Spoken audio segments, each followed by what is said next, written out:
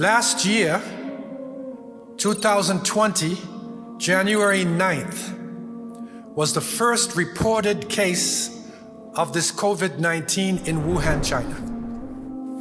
And it was in February that it started to go outside of China, and it hit Philippines and then France.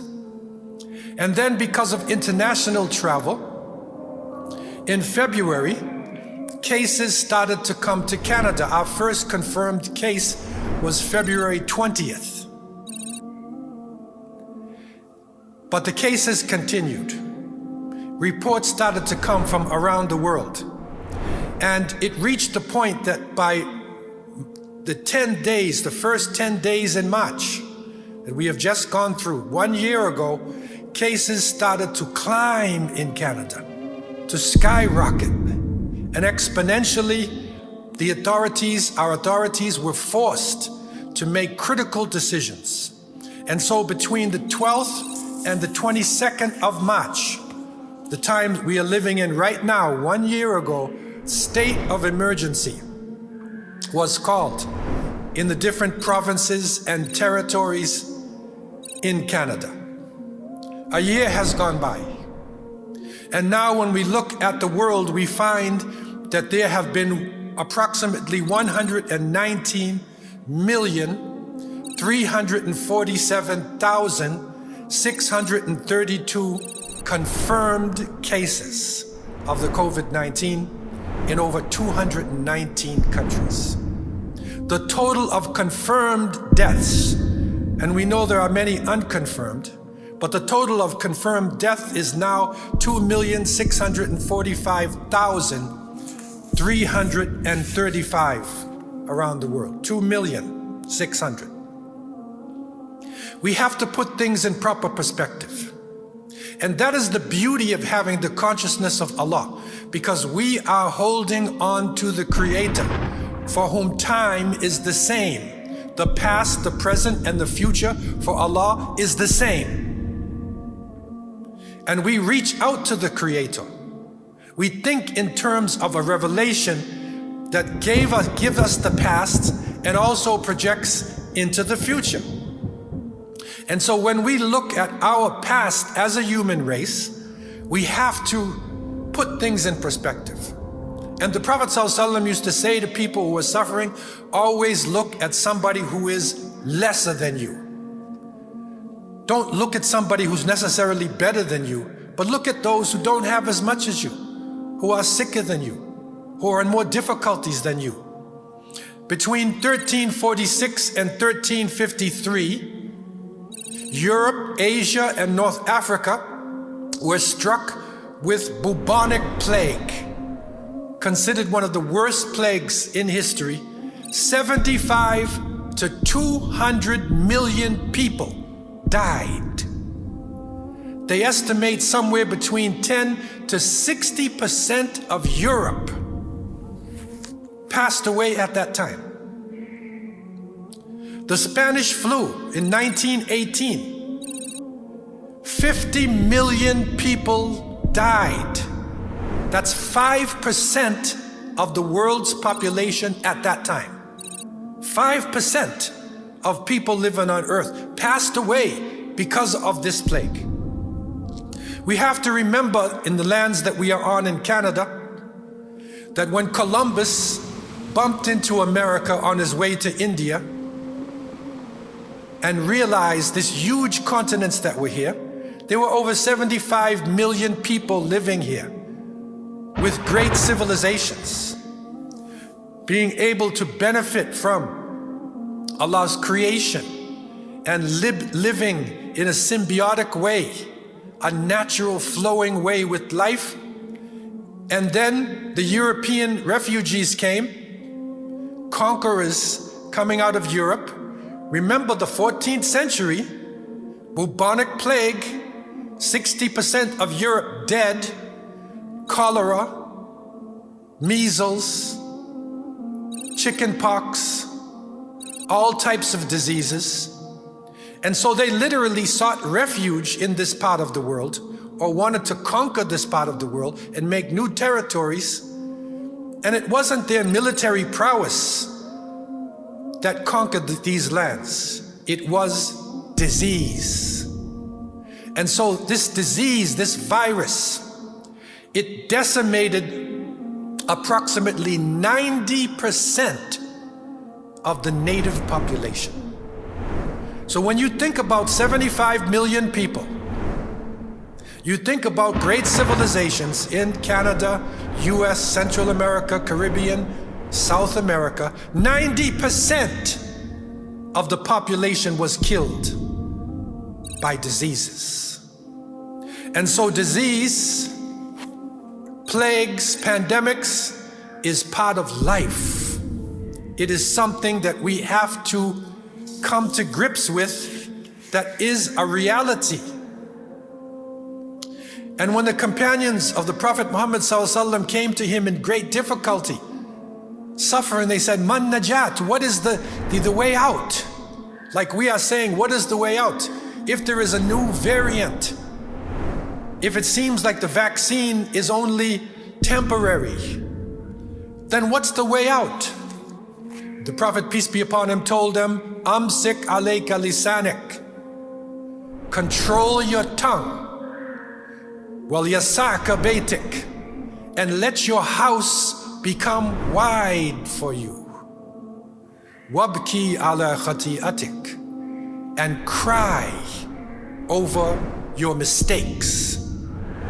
And so the Prophet ﷺ gave them an internal solution. He gave them a solution based on what they were doing and what they were thinking on the inside coming outside. And you would think that with difficulties outside, he would give them a political solution. He would give them an economic solution. But he told them, control your mouth. Control that which you eat, that which you say about people. Don't lie, don't swear. Control your tongue. And he told them, when you look at your house, if there is difficulty outside, there is death outside, let your house become wide to you. Make your inner dwelling an expansion. Make that dwelling connect you to Allah subhanahu wa ta'ala. And while you are doing this, cry over your sins. And this is the type of advice that we need today. When we think that the world is now coming in on us all around from all sides, we need to see that connection on the inside of our houses, on the inside of our bodies, our hearts, our consciousness with Allah subhanahu wa ta'ala. And recognize that this is a test. Yes, close to 3 million people have died. Wal-iyadhu billah. But this is the human condition. This is what people have found themselves in from the beginning of time. And one of the great scholars of the internal Muslim, and we look inside as we cry for change, because again, our anthem, our theme, when we are crying for change should be, Inna Allah la yughayyiru ma biqawmin hatta yughayyiru ma bi anfusihim. Allah will not change the condition of a people until they change that which is in themselves. Then the change will come. And it reached the point with the companions of the Prophet ﷺ, the best generation, when they felt surrounded by their enemies, they felt like death was upon them, they even shouted, Mata Nasrullah. When will the help of Allah come? And they found out from revelation, Allah inna Nasrullahi qareeb. Yes, but the help of Allah is very close to you. It's very close. So we need to take stock of ourselves when we look at this time-based period that we're in now. After 1 year, the sun is coming out in the northern countries. It appears like people are coming out, but something's blocking us. Will we still be under a test? We need to be sincere to Allah subhanahu wa ta'ala. Now, sincerity to the Creator. That is the bottom line for us. And the Prophet ﷺ gave us clear advice, and the great scholars of Islam showed us, if you want to be sincere to Allah subhanahu wa ta'ala, then you must have the concept of at-taslim li hukmi. You have to submit to Allah's judgment. You have to submit. Remember, Allah told us in Surah Talaq, Inna Allaha balighu amri, qad ja'ala Allahu li kulli shay'in qadra. Allah will reach His purpose, and He has made a limit to all things. And so we look at ourselves. What are the different conditions that we find ourselves in? And the great luminaries of Islam have shown us that people are in 4 conditions. People are in a condition where they are in goodness. They find things, ni'mah, comfort and blessings. And in that case, they need to show gratitude, constantly show gratitude. But some people find themselves in baliyah, in difficulties, and they need to show or to engage themselves in sabr, in patience and perseverance. Some people find themselves in good deeds. They find themselves doing righteousness. Allah blessed them to be making prayers. Allah blessed them to fast. Allah blessed them, whatever the difficulty is, to give their zakat. Then they should thank Allah. They should recognize the mercy of Allah on those people. And we pray that we can continue to be of those people that Allah blessed. We have to recognize this blessing. But there are some that find themselves in ma'siyah, that they're committing sins, and they need to make tawbah. They need to repent. And so in this time of the long haul, and that is the long distance race, this is a generation where people want things fast. They want everything in front of them. They want their food cooked immediately. They want their clothes immediately. They want everything in life to pop in front of us. That's not what life is about. Life is a process, and that process requires patience. It is the distance between a short distance runner and a long distance runner. The short distance runner has a burst of energy, bursts out and gives everything and then expects a result. But the long distance runner gauges his strength and starts off strong, maintains his strength, and then continues along, gauging his body, at some point slowing down, at some points getting stronger, until he reaches the finish line and then comes with a burst. We are in a long distance marathon.